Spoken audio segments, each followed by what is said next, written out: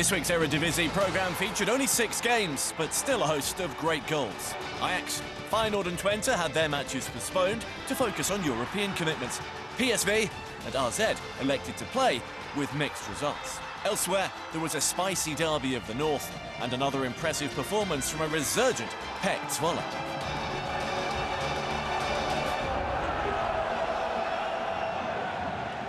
We kick off in Almelo, where third-place Utrecht were looking to close the gap on Ajax and move further above Feyenoord just behind them. Heracles sat 14th, 2 places and 4 points above the bottom 3. And nearly fell victim to Sebastian Haller inside the opening 6 minutes. This improvised flick threatening to catch out keeper Fabian de Keyser, a former Utrecht player himself. He has 2 goals in the cup so far, but this is as close as Haller's come to one in the Eredivisie since his return. Thomas Bruns had also only found the net in the Dutch Cup so far. This was just the second league start of the season for a player who'd fought his way back into contention, having seemed to be on the way out.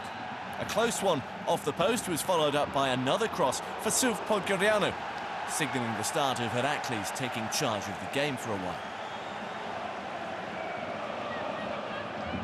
Both sides were unbeaten so far this year. Heracles opening with a draw against Sparta Rotterdam before back-to-back 2-0 wins over Graafschap in the Cup and Almere City last week. But they spurned their first-half chances to build a decent lead, with Mario Engels missing the next one after a mistake from Siba Hurubens. It's now 3 months since the Germans' last goal. Utrecht had beaten Feyenoord in the league and then RKC in the cup before last week's goalless draw with RZ. They took a while to engineer another decent opportunity. It fell to winger Johan Katlin, who'd scored against Heracles here last season while on loan at Almere City.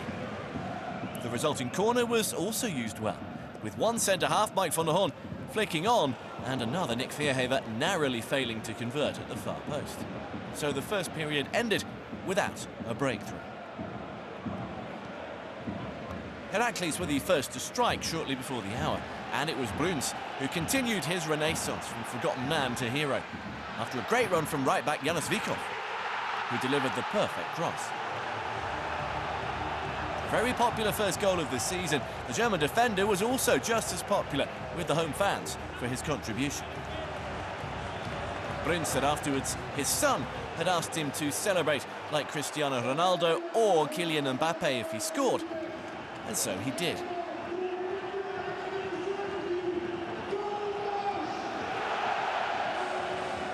This was a somewhat unfamiliar feeling for Utrecht fans. Their side had won 10 of the last 11 matches on the road as part of a 15-match unbeaten away run, stretching back to the end of March. Coach Ron Jans spent much of the second half making notes, and his first 3 changes came at this point too.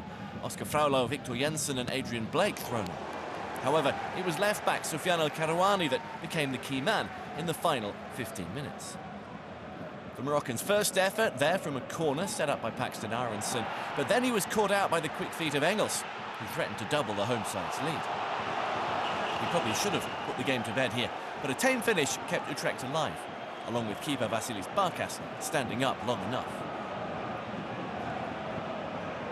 As a result, there was a sting in the tail for Heracles when the visitors won a stoppage-time free kick in shooting range. Blake toppled over by Mats Rots, who'd been one of the heroes last week with a debut goal at Almere City. It didn't seem a forceful challenge, but the referee Allard Lintat saw enough to penalise him. And El Karouani did the rest with this sumptuous free kick. A fitting way to deliver his first goal for the club. His last strike had come almost 2 years before. The club's owner, Frans van Zomeren, who'd come along to watch, was also breathing a sigh of relief. The last action of an entertaining game, which extended Utrecht's unbeaten away run. They remained third, and next comes a visit to PEC Zwolle before they'll face Heracles again in the Cup. 5 games unbeaten now for the hosts, but other results saw them drop a place to 15th. NAC Breda are their next opponents at the weekend.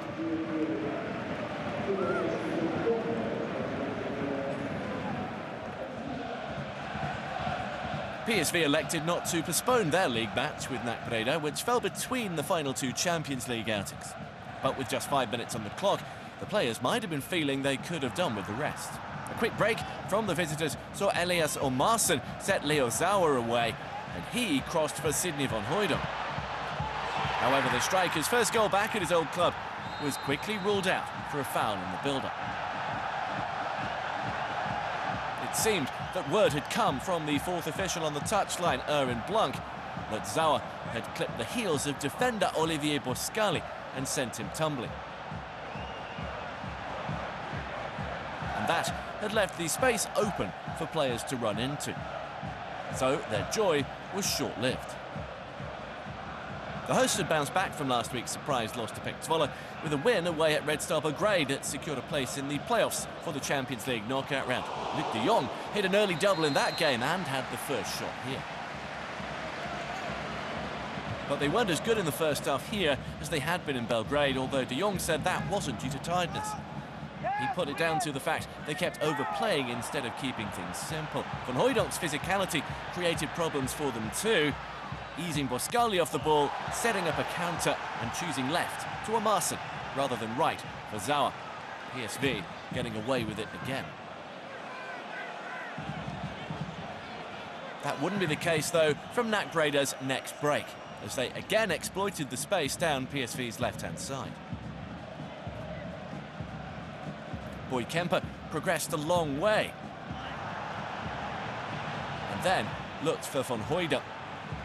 Walter Benitez doing well here to parry his header, but they were allowed a couple more goes from Maxime Boussi and then Zauer.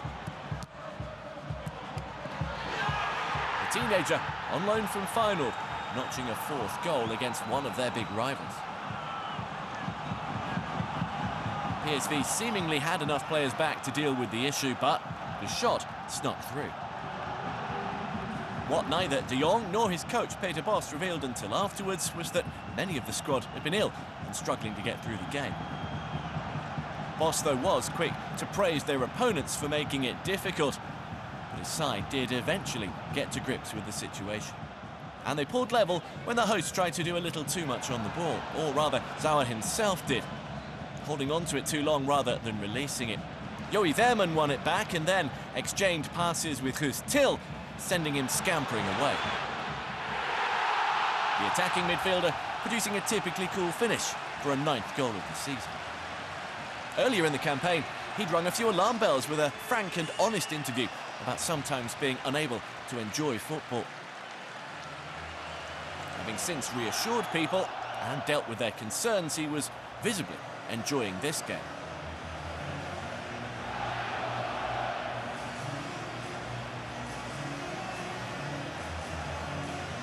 And he went on to play a starring role. The next to do that, though, was one of PSV's ball boys after some decent pressure from Mauro Junior, who was making his 100th Eredivisie appearance for the club. The Brazilian helped force the mistake and forced the ball out. And de Jong then got one back swiftly, releasing Ivan Perisic. Only Kemper's good positioning kept the visitors level. Quick thinking from the youngster, who didn't quite get rewarded for his part in the build-up, but a clever move nonetheless.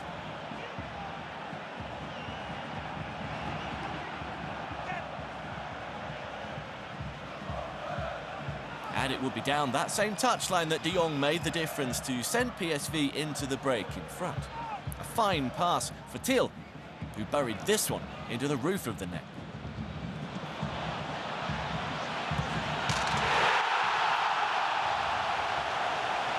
That meant de Jong had been involved in at least one goal in each of his last 12 home league matches, recording 11 goals and 6 assists in that time, while Til made it into double figures for goals for the 4th consecutive season. He's now level with last season's tally already. However, the captain also lost the ball out wide and played his side into trouble a few moments later, a situation which led to Perisic picking up a yellow card for a mistimed lunge on Boussi. Play eventually stopped when Zauer was also appended, and referee Dennis Higler brought it back for the first foul. They'd won each of the last 8 league games against NAC Breda, scoring at least twice, so we're on course for more of the same at the halfway point. Watched on by former skipper and coach Eric Jerez. But finding a third goal to give them breathing space wasn't easy. although this intricate move nearly produced one. De Jong and Yuri Schouten combining to allow Ismail Sabari to strike and come very close. But in the end, they had to wait until stoppage time. Sabari was then the provider for Ricardo Pepi, who'd replaced De Jong with around 10 minutes to go.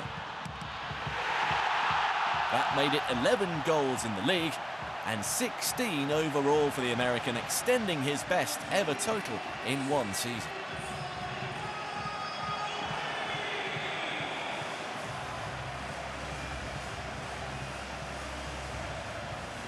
But the visitors did themselves proud, and they scored again late on, their performance underlining the reason they sat in the top half in their first Eredivisie season for 5 years. Substitute Kasper Kostorz got the goal, his first in 4 months, having replaced Omarsson near the end. Although he was keen to regroup and push on again, they ran out of time. But it was the first time since 2001 that PSV had conceded twice in 5 consecutive matches. They'll have to work hard to stop that happening for a 6th time when Liverpool visit this week. Boss is hopeful he'll soon have enough fit players to make that one competitive. Karl Hofkens takes his players to RKC.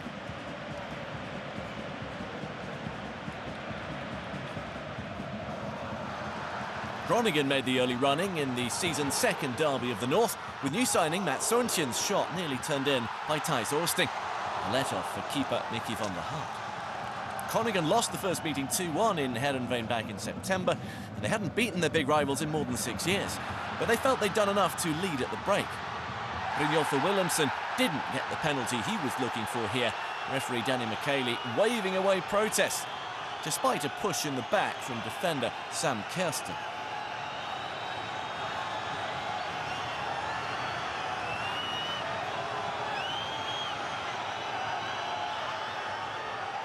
Heerenveen had begun the year with a convincing win away at NAC Breda, but then lost to third-tier opponents in the Cup and were beaten by Ajax last weekend. And they were behind just past the hour when Luciano Valente delivered his second goal in this fixture, having also put Groningen ahead when the sides met 4 months ago. Back then it was in the 9th minute. Here, the keeper was wrong-footed by deflection off Kersten. And then the post.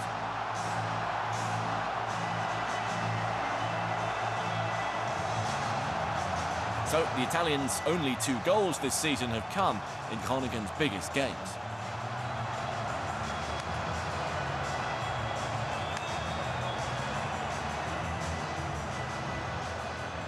Leandro Bacuna threatened to add some gloss to the scoreline in the closing stages, but Van der Hart repelled his free kick. Robin van Persie, the Heerenveen coach, said he didn't see the necessary fighting spirit from his side in a game which was short on quality but big on tension. A first win for the hosts since the end of November, and a 5th straight home clean sheet into the bargain. They'll go to Sparta Rotterdam at the weekend, while Heerenveen entertain Fortuna Sittard.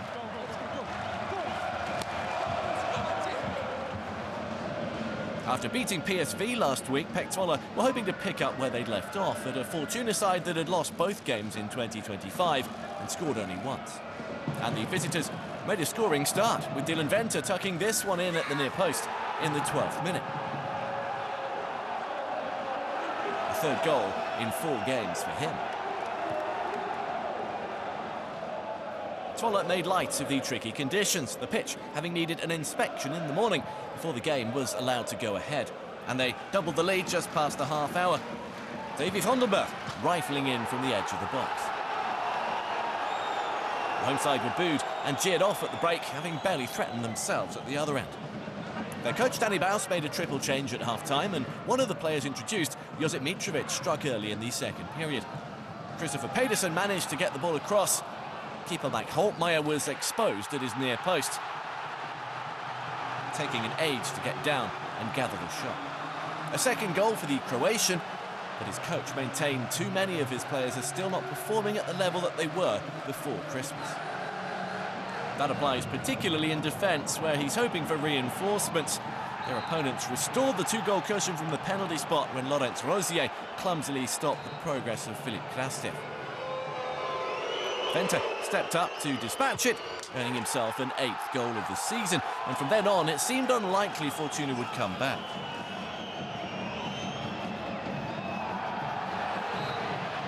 Even more so when left-back Mitchell Dykes was sent off for 2 yellow cards in less than 6 minutes, both for fouls on Dylan and Bayo, who'd got away.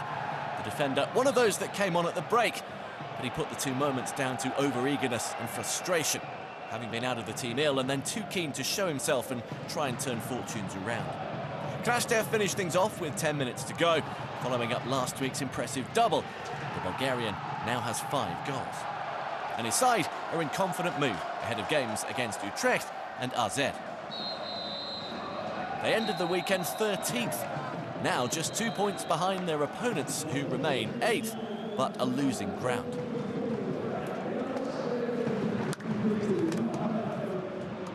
With Almere City not playing this week, EKC had the chance to leapfrog them and move off the bottom if they could beat Willem II in this Brabant derby. The sides began 15 points apart, with the visitors sitting 12th after last week's 1-1 draw with Feyenoord, and grateful to keeper Thomas Didionodel. His impressive save kept out Rishon Magre. Willem II coach Peter Mas said his side had to be even more up for this than against Feyenoord, and singled up Moa Hatteran as a player they had to keep quiet. He'd almost scored here straight from a corner. Didion Erdel alert to the danger. The creative midfielder was clearly enjoying himself. And from his next delivery, they did find the net when a flick went in off defender Tommy Santiago. No chance for the keeper this time. It happened right in front of him, with the centre-half seemingly trying to duck out of the way. With the former PSV and Ajax man in their side and improving every week, EKC still have a fighting chance of a great escape. They'd gone 8 league games without a win, though, since their only success against Almere City in early November, the side who began 2 points above them and are also the next opponents. A second victory looked a lot more likely when Tim van der Loo crashed in his first Eredivisie goal inside 60 seconds of the restart. Willem II having lost the ball and got themselves into trouble. They're still 8 points from safety, but they're now off the bottom and 6 away from Sparta, who occupy the relegation playoff place. After Almere City come NAC Breda, Willem II will be at home to AZ.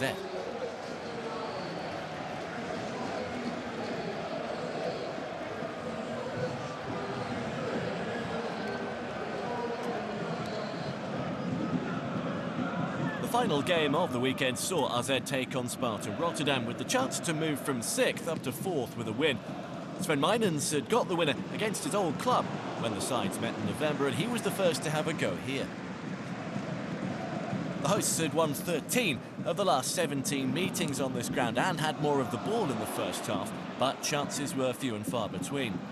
Sparta had little opportunity to use their pace on the break, but it did serve them well here when Tobias Lauritsen flicked on Foshunsuke Mito and the Japanese winger set up Camille Nely. Not enough power from the Algerian, and that proved their only effort on target in the first half. AZ were on a 12-match unbeaten run, 8 of those in the league since Willem II won here on the 10th of November. The first game after that, which had kicked off this current sequence, had come against Sparta, a 2-1 win. And they carried on looking the most likely to score, with Meinens among the chief threats. Surprisingly, he has only that 1 league goal since September, but he has been a regular provider and helped keep this move alive before Per Koopmeiners found him again. Like Nely, from the same place, the pace wasn't there on the header. But that move also led to a blow for the visitors. Joshua Kitolano suffering a hamstring injury as he chased Meinens down. His leg was already heavily strapped and no amount of treatment could prevent him having to come off. Julian Bass was his replacement. Sparta had gone 13 league games without a win and thought they'd fallen behind when Wouter Horse and Troy Parrott followed up a Meinens free kick. However, the Irishman's goal was quickly ruled out. Hoos had been offside from the initial effort, as spotted by the referee's assistant. But the early stages did suggest a much more entertaining second half. Sparta's coach, Moni Stein, had rejoined the club in early November, and so was still waiting for his first league win in charge. His players finally produced a response here through Mito, who drew the best save of the game so far from Rome Jaden Owusu-Aduro in the home goal.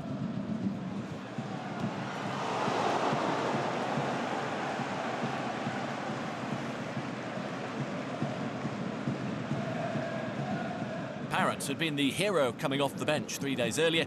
His goal here beating Roma 1-0, but he made way on the hour along with Court Minus as Michael Lardo and Max Merdick joined the action. Coming into the game, these two had had an almost identical amount of shots over the course of the season, but their goal tallies were markedly different. 33 for AZ, only 16 for Sparta. The home side certainly moved ahead in shot production here, but their execution remained patchy, with Mainans again unable to trouble the visiting goalkeeper Nicolai. 4 minutes later, Lardo came even closer, but he still managed to miss, firing past the same post. The Swedish winger's been a scorer of important goals this season, earning wins over Ajax and Heracles as well as a draw at PSV, but his shooting was off too after good work from Zaya Makuma and Ernest Porken. Sparta seemed like they'd been clinging on a little, so it was a surprise that they were the ones to score first. A move begun by Patrick van Arnholt and finished off by Mito. In between, Arne Verschuren delivered a precise assist, which allowed Mito to outpace his compatriot Maikuma and find the gap at the near post. A second goal in 3 games for him, and a real chance for Stein to finally taste Eredivisie success. His son, Sam, the league's top scorer for FC Twente, was here to watch, as was Feyenoord's Japanese striker Ayase Ueda. And the chances were there for Sparta to close the game out. Lauritsen sized this one up, but missed by a fraction. And AZ fans were streaming for the exits before the 90 minutes were up, while the small band of visiting supporters celebrated. However, those that did leave missed the home side's dramatic equaliser, which looked like earning them a point. Maikuma's towering header was followed by a neat cutback for Merdick to slam this home. And Sparta's joy was cut short.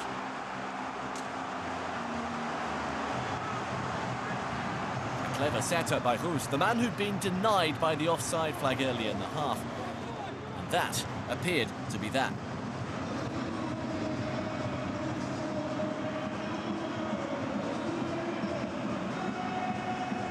However, a trademark quick break from Sparta and a never-say-die attitude earned them an unlikely win. Lauritsen was wrapped up here, but still managed to keep the move alive, while Nelly and Verschuren combined to great effect. Verschuren slamming the ball in off the underside of the bar. First league goal of the season for the Belgian, who's often been the go-to man in the past. He's out of contract in the summer, but if this kickstarts a renaissance and a move up the table, he'll have left a decent legacy. First league win for Stein, a first for the club since the middle of September. All 4 have come away from home. The next job is to try change that against Groningen this coming weekend. AZ end the league phase of the Europa League away at Ferencváros before facing Willem II.